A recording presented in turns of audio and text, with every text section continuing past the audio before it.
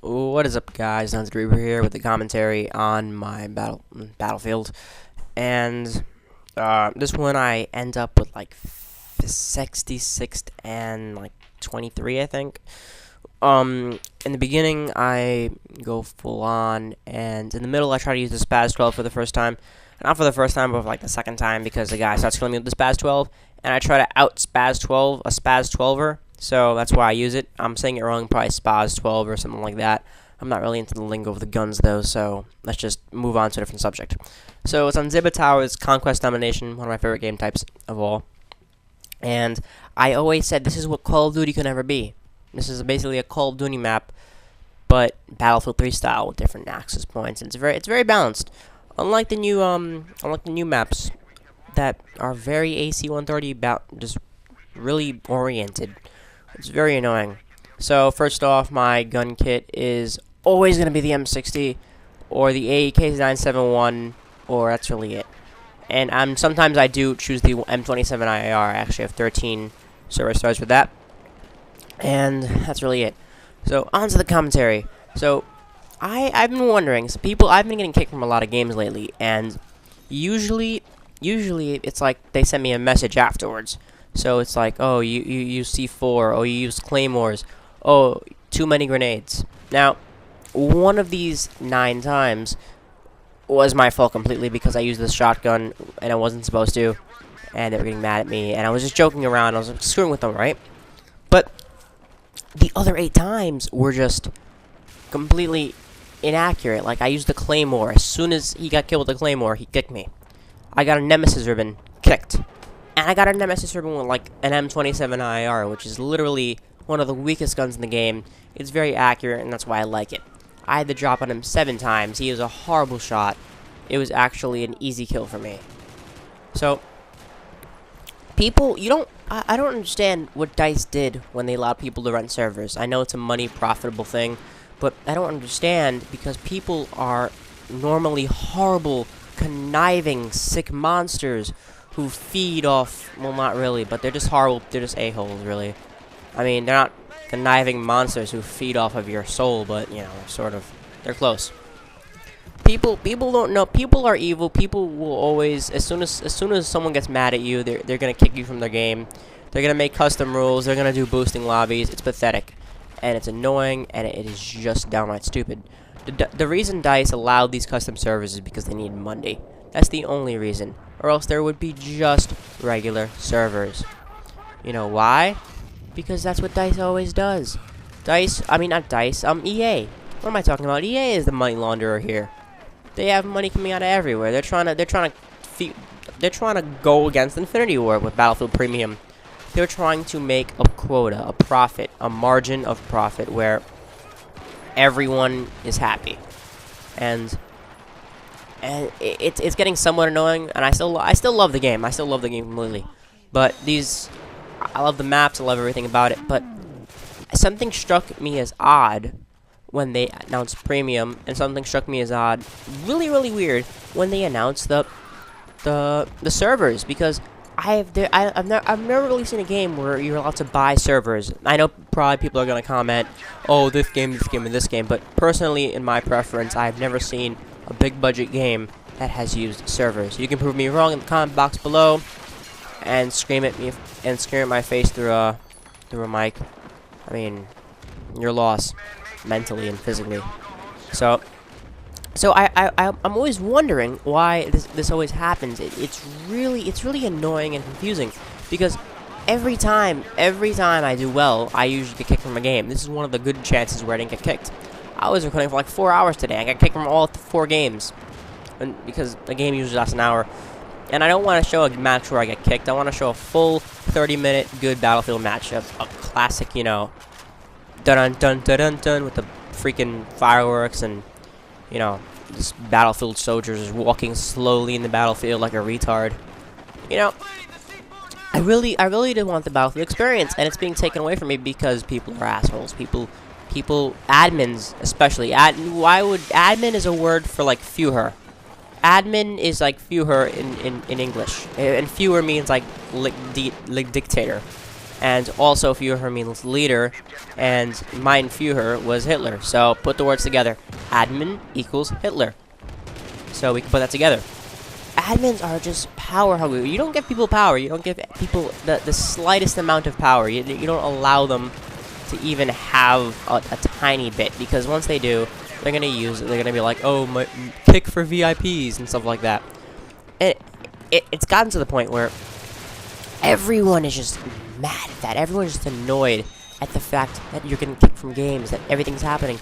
I don't like Modern Warfare. I don't. I'll tell you that straight up. I don't find it fun. People do, though. I'm not saying it's a bad game. You know why? Because millions of people play it. It's a bad game for me, but for some millions of people, it's a fun game. Nothing against it. So, make this statement next. I'm going to pick up from Modern Warfare in this instance, because they allow custom lobbies and stuff like that, but it's unranked. That's unmatched, and that's only with your friends. Or acquaintances you just met, and like, let's have fun.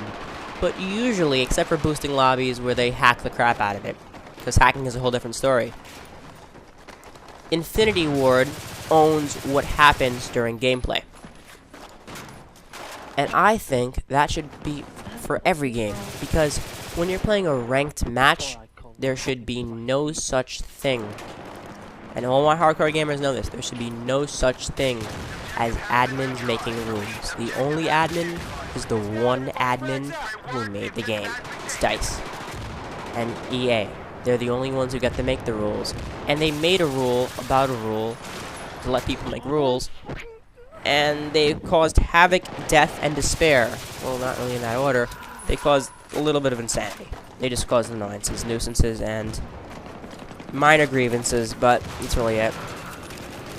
I also feel that if they were to allow people to rent servers and advertise freely on those servers, but make maybe some rules, like how many amounts of tickets you have, but maybe use it as mostly an advertising front, it would be more convenient for DICE and the players that are within the gaming industry. Because honestly, there's no way, literally, that you should allow people to make rules. They're just horrible, like I've said so many times before. People don't know how to make rules because they don't know they didn't make the game. You can't blame them. I couldn't make the rules if I did it because I didn't make the game. I didn't think of the maps. I wasn't involved in designing the layout. There's a science to it. I'm studying programming. I'm studying all these things to make my own video game one day. And there's a science to the layout of the maps. If you get one room wrong, then it's a camping room. If you get another room wrong, it's glitched out. There's so many things that go into a game, and why would you allow your finished product to be in the hands of Steve from Carolina? It doesn't make sense. And Steve from Carolina, there's a guy named Steve in Carolina just scared shitless now that I just said that. He's like, oh my god, I've heard him. I just scared the crap out of a guy from Steve from Carolina. I'm like, hi Steve. Maybe his last name is Jakowski. Now Steve Jakowski from Carolina is just scared to death. Probably just crying and wandering the streets. And just horrible. I just ruined the day for someone. They're probably still watching this too. So but the point I'm making is I hope this gets through their DICE somehow. It's probably not.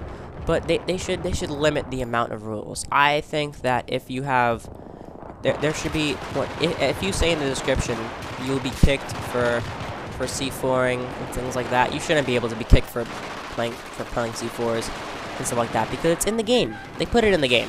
I mean, you know what? I hate the SPAS 12. You're gay for using it, but don't kick someone who's using it. You know what you do?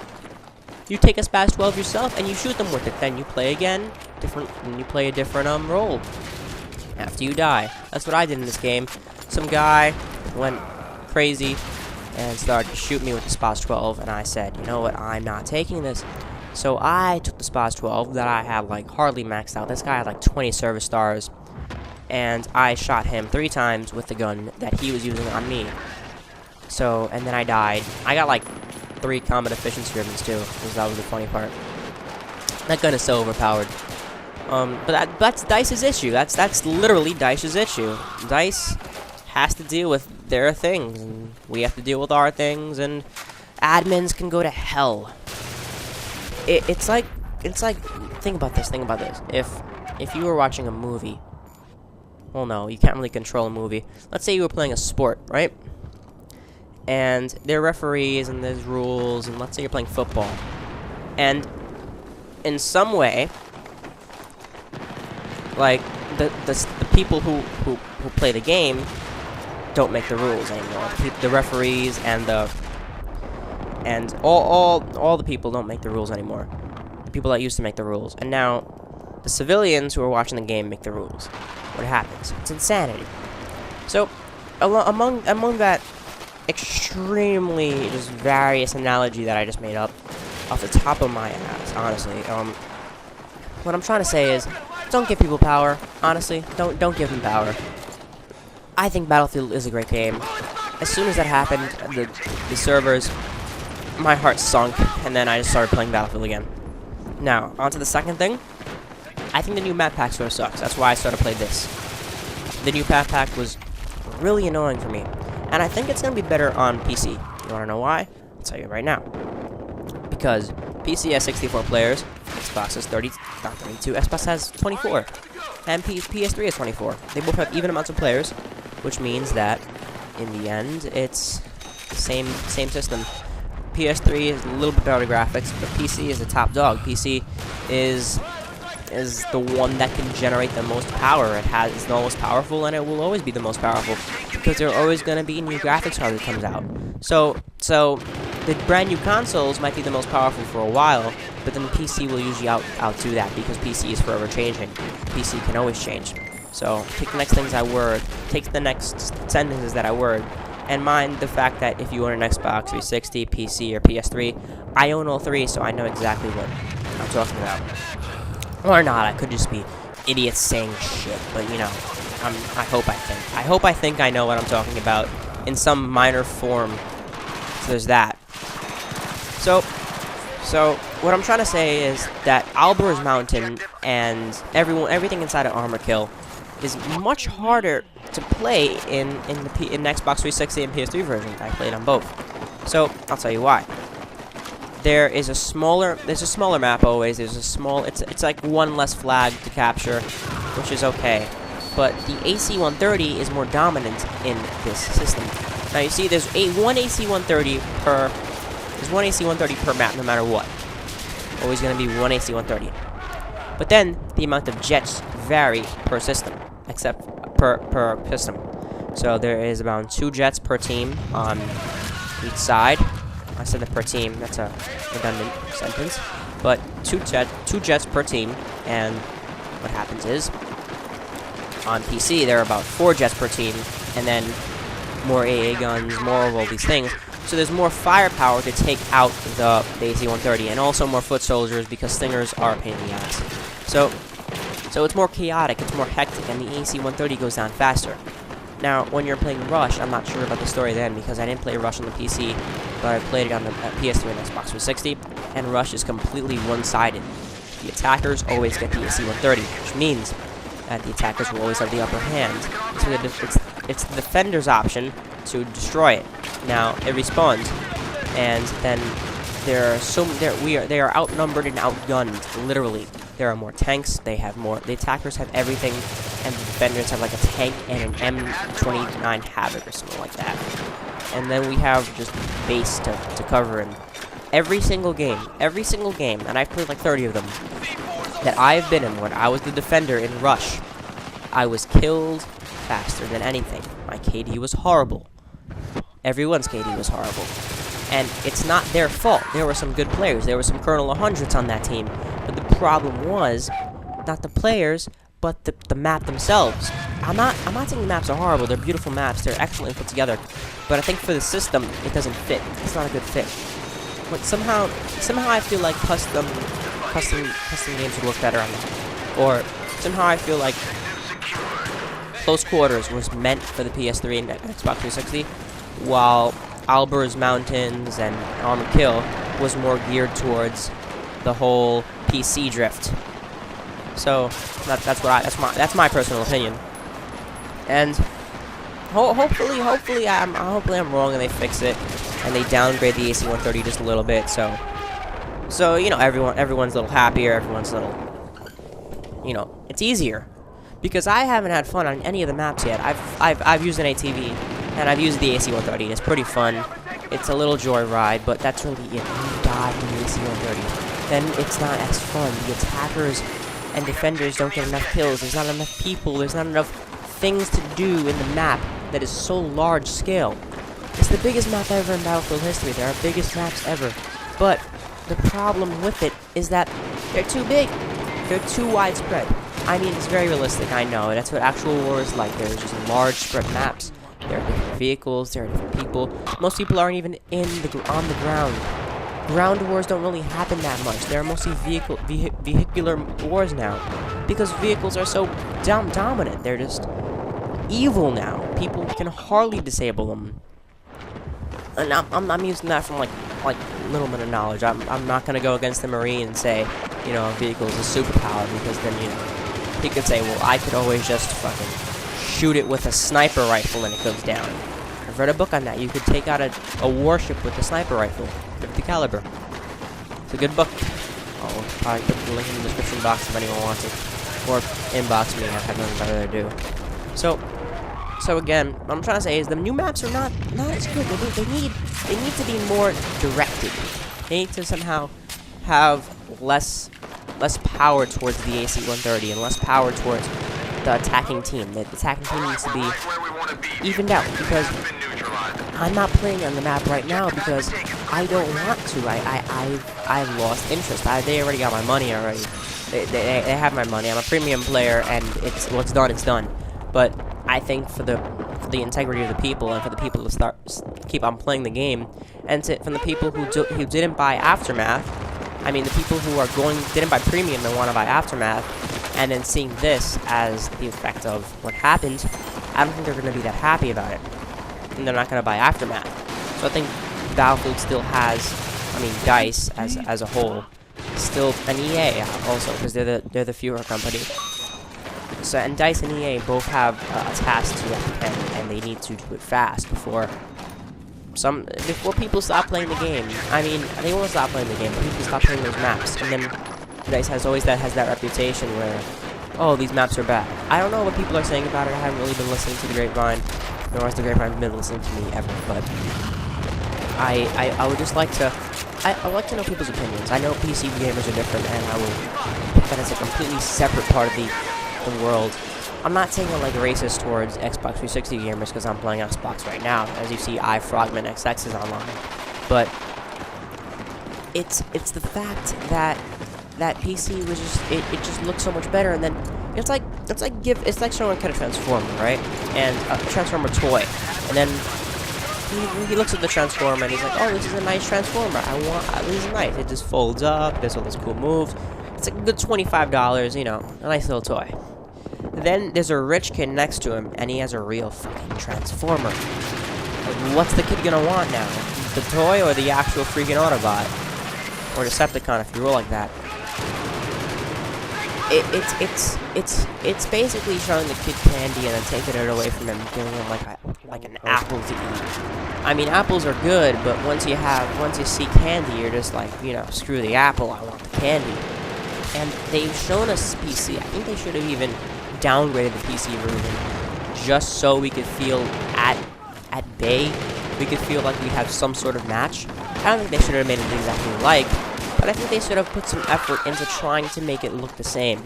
I know 60 frames per second will never be able to be accomplished in the Xbox 360 because it's such a big game already. The disk space is too little. I mean, it takes 2 discs already. You don't want 3 discs for different multiplayer sets, and it's not really... people don't understand this. It's not really the game that takes the most space. This is just overlay of map. This is just drawings, literally, and you're walking on code. Most of it is not really that.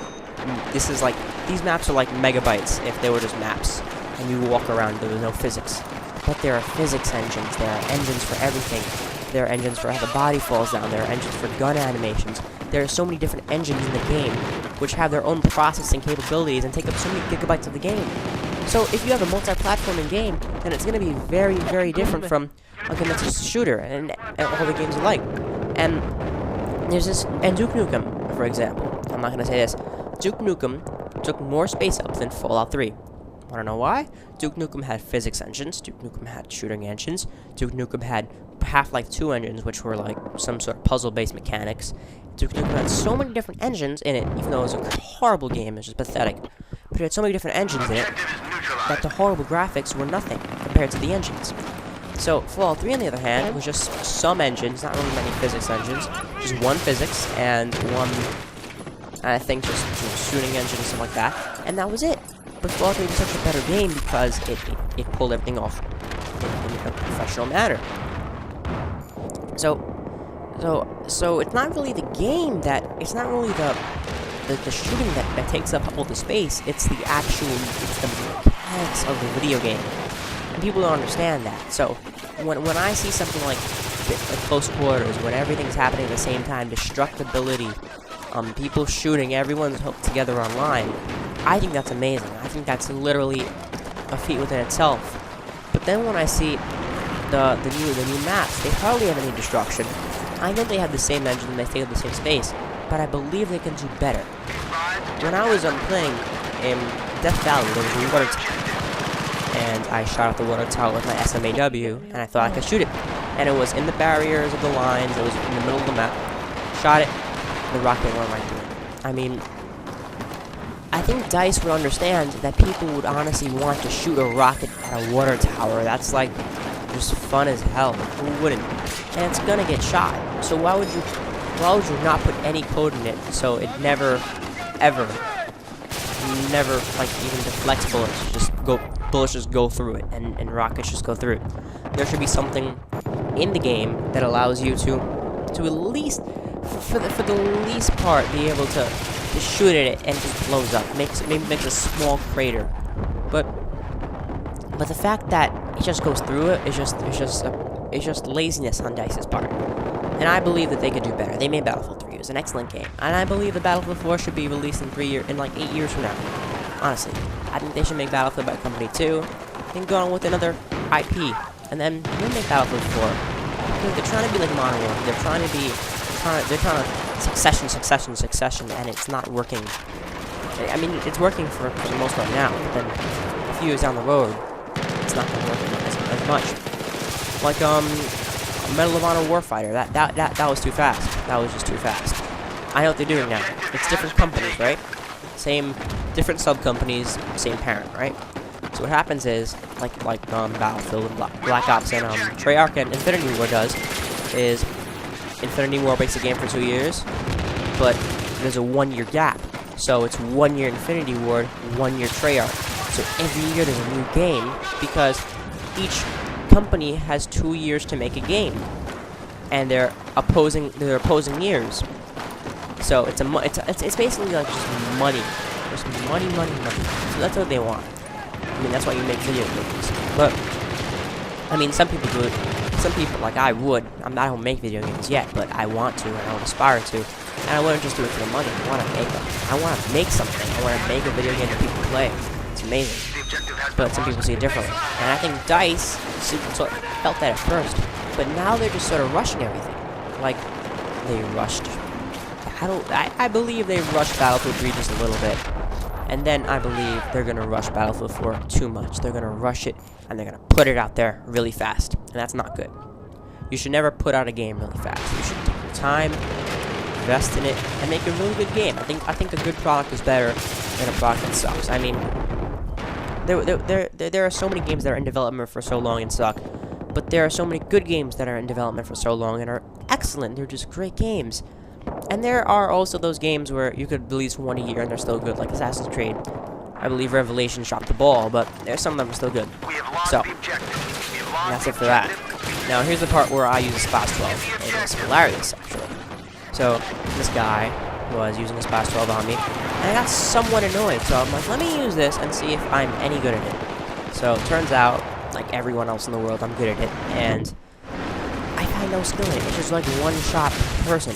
Maybe two if you're just unlucky. But here I killed the guy, and really it's not really skill anymore. It's sort of just boom, boom, and it's like a caveman gun. And I would love to shoot it in real life. It would probably break my shoulder in half.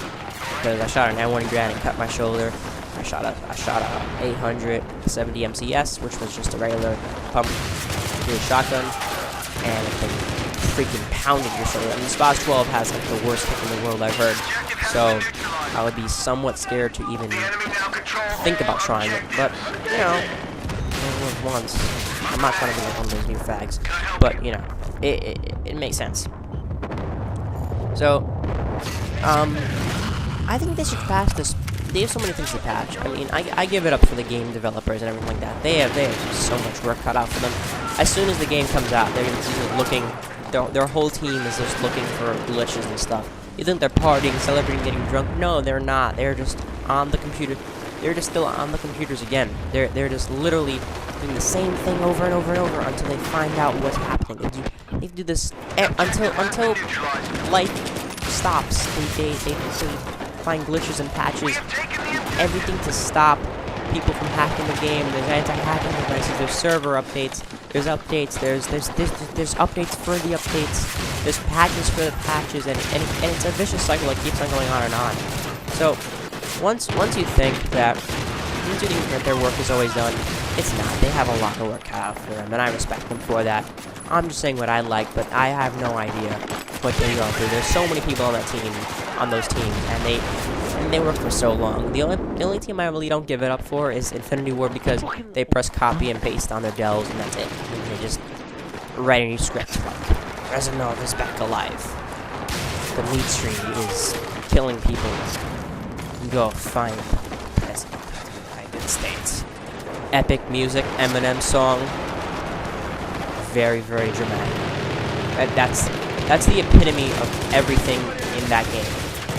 That's literally the best possible scenario that you can get. I'm just making fun of it completely. It's really annoying. I don't like games that just are the same thing over and over again. I hope Black Ops 2 is good too. I know I'm playing Battlefield 3, but I hope Black Ops 2 is good just for the sake of Black Ops 2 being Black Ops 2. There's always that feeling that the next game is going to be better than the next. But since Modern Warfare 3 came out and it's basically the same game over and over again, I was a huge fan of Call of Duty, and now I would like to be a fan of Black Ops 2. It looks good. It looks like Treyarch is innovating in some different ways, and the graphics look like they're updated. I mean, not as half as good as Battlefield, but it's a different art style. I respect them for that. Like, you don't look at Borderlands and say the graphics suck. I look at Borderlands and say the graphics are beautiful. They're just different. It has its own style, and if Borderlands looked realistic, then it would be just Fallout 3. Borderlands is all about craziness. It's all about taking 50 billion bullets and then shooting one and just everyone dies because you're just God. You're just an overpowered blitzer king of just death. But every other game has its own identity, and I don't want anyone to take away Call of Duty, even though it's that little kid shooter from 2nd grade. But that's what's good about gaming. They all have their identities. There's games for everyone. There's freaking My Little Pony, for God's sakes. So whenever you look at a game and then say, oh, this game sucks, but someone else says, oh my God, I love this game. Except for Duke Nukem, because everyone hated that. I liked the first 2 missions, but they sucked. I'm talking about Duke Nukem a lot. I should play that next. No. I actually had a good amount of game score. So we're nearing the ending of the game, and I just started getting reckless. I was like, let me just charge them, because I'm just having no fun.